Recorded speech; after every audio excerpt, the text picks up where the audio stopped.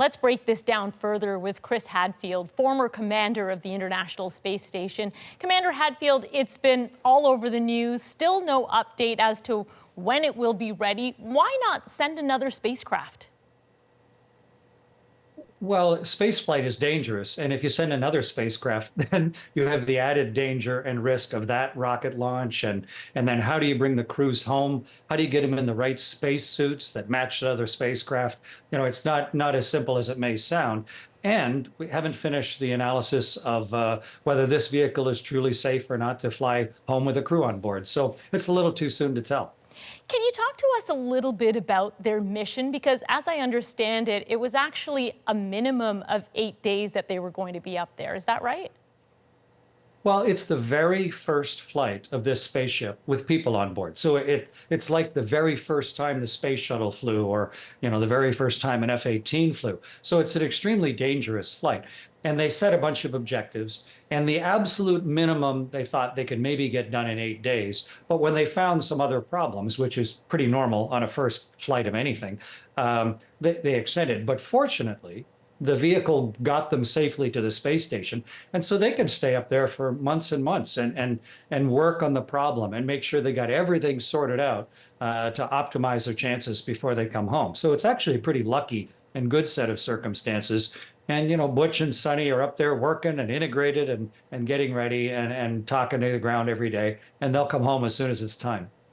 I wonder, just some practical questions, is there enough food up there for them in space? Will they be conducting, you mentioned that they're working, are they just going to do they have enough to keep them busy? Yeah, we run about 200 experiments simultaneously on the space station, and there's never enough people or never enough time.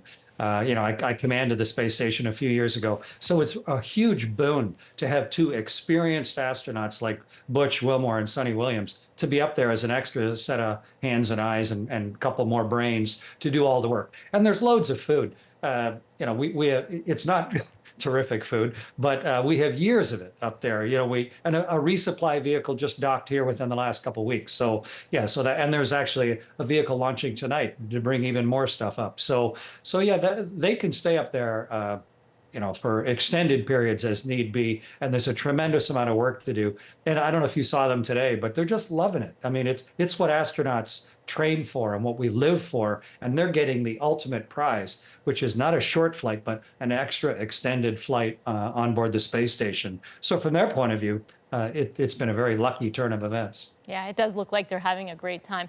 You personally know, though, the toll that space travel can have on the human body. What kinds of things will they have to keep in check? Well, really, I mean, both Butch and Sunny have done long duration flights before, like some Canadians have. In fact, Sunny, on one of her flights, she ran a whole marathon on the treadmill while she was up there, ran a marathon. So we have good exercise equipment. There is radiation, of course. You're above the atmosphere. There's a little more radiation dosage, but we track it. And you don't want to, over the whole length of your life, like maybe an airline worker or someone who lives at high altitude, you got to think about the fact that you're a little closer to the sun. But those sort of things, we understand it well. There have been people live in space for over 1,000 days, 2.5 years, and one person stayed 14 months without a break. So the length of time we're talking for the two of them is well within our knowledge base. So that's not really a concern. Yeah, 2025 sounds a long ways away, but it's not really. Chris Hadfield, thank you. Thank you. I'm really looking forward to Sunny and Butch's safe return.